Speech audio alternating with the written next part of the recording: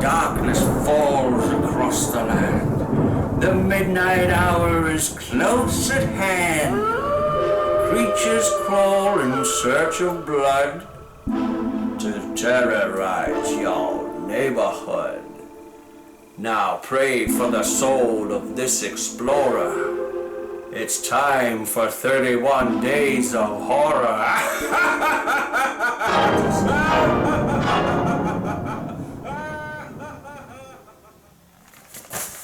Hello again, Terence McGuana here, and welcome back to the 31 Days of Horror, where today we're going to talk about PANGA from 1991, or as some might know it as Curse 3, The Blood Sacrifice. Now, I decided to add this one to the 31 Days of Horror because I'm always on the lookout for African set horror films, and I was really hopeful about this one. I feel like such a mug now. The plot to this one involves Elizabeth Armstrong, along with her husband, who run a sugar plantation in East Africa in the 1950s. Not content with her cushy life on a sugar plantation, Elizabeth, along with her sister, interrupt a ritual sacrifice of a goat performed by a mysterious witch doctor. And because of their interference, this witch doctor places an almighty curse on Elizabeth. Not soon enough, people around Elizabeth are killed off by some unknown assailant, whilst she learns about this curse from Dr. Pearson, who has an intimate knowledge of this tribal curse. Now, I thought this movie was absolutely dire. Honestly, I was really looking forward to watching a decent African set horror film. I mean, the other one I could think of is that lion one with Michael Douglas and his mullet. Can't remember, is it Ghost in the Darkness or something like that? That was pretty terrible as well. Now, this film was absolutely rubbish. It was a big shame because the locations look terrific. I know they shot it in South Africa, but it's set in Kenya, and it does look like Kenya. I mean, you would honestly think this was Kenya in the 1950s, and the set design, the production design, it's all splendid. It's actually a really good looking film, and it's just such an absolute waste because the characters are just so unlikable. How can you honestly like someone who runs a sugar plantation? You know, there we go, we run a sugar plantation in Africa, and we wander into some tribal ritual and we just go, oh no, they're going to kill a goat. You know what they used to do to people back in Kenya in the 1950s? It was absolutely horrible. You would go to jail if you didn't salute a white person. If you were a black person in Kenya and you did not salute a white person, you could be arrested.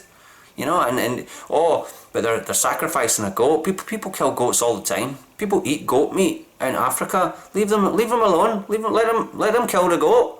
You know, it's just, but that's just terrible. We've got to interfere. No wonder she gets a curse put on her. Good, she deserves it. She deserves this curse. As soon as that witch doctor was like, I'm going to give you this curse, I was like, go on your cell, mate. Go on your cell. You're absolutely right. Curse them all. This movie shouldn't be called Panga or Curse 3. It should just be called Dopey Interfering Mzungu. Dopey Interfering Mzungu, The Revenge of the Curse, or some garbage like that, because that's pretty much what it is. It's just, I have this white privilege. I just go in and say, oh, you're not going to slaughter that goat. You're not going to slaughter that goat. All right, is that right? Well, curse you. You got a big, dirty, big curse on you.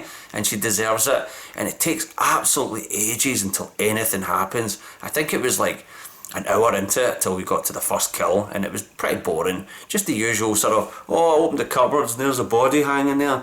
Boring, very boring. And I really can't recommend this film. I don't know why I watched it. I know why I watched it, because I was looking for an African set horror film that was decent. You know, someone did tell me recently that I should watch some of the Nigerian horror films. Maybe that's what I should have done. I should have watched a Nigerian horror film. This is a Hollywood film, and another thing that's really wasted in it is Christopher Lee. You've got Christopher Lee playing this doctor who has an intimate knowledge of this tribal curse. He's there to sort of give you the exposition about this monster that will be unleashed if they don't kill the witch doctor and burn him in the sugar fields. Then this Godzilla looking creature is going to show up, and it shows up at the end, and it's absolutely terrible. You've got this, it looks like they've left the Godzilla suit too close to the radiator for the night, and it's just awful, just absolutely awful. They bring in this big lizard creature thing at the end, and it's just dull, absolutely dull. I really can't recommend this movie. Curse 3 or Panga. Well, if you want to know, Panga means machete in Swahili. And I was really hoping that Machete was in it, you know, get some Danny Trejo action. He'd have sorted that out in 2 seconds flat, you know. He would be kicking those mazungas out of those houses. I'm sorry, I really hate watching these 1950s set films in Kenya where it's always like, oh, you know, like white mischief and all that. It's just all these rich white people being served by black people, because that was the way it was. That is the way it was, you know. But it's almost like a white fantasy.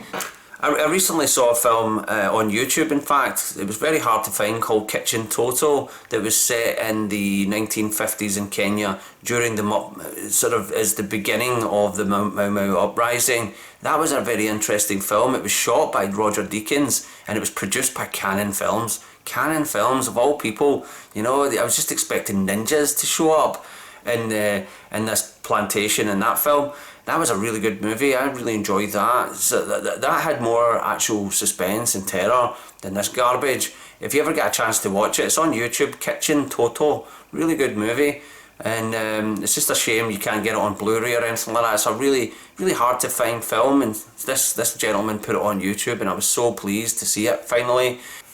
If you like this video, now if you're like me and you dislike this video, give us a big old thumbs down, right? Just go for it, thumbs down. What an awful video, you know. You waited all day for me to show up, and then I give you this. Give us a big thumbs down, right?